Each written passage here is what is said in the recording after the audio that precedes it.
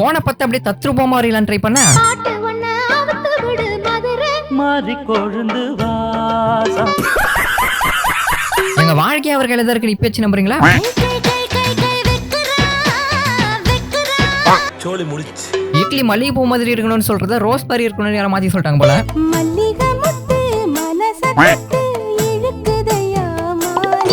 என்ன எழவி அது? அருமையான மேடுங்க. சொந்தக்காரங்க வரும்போது வீடியோ சொல்ல போடுங்க.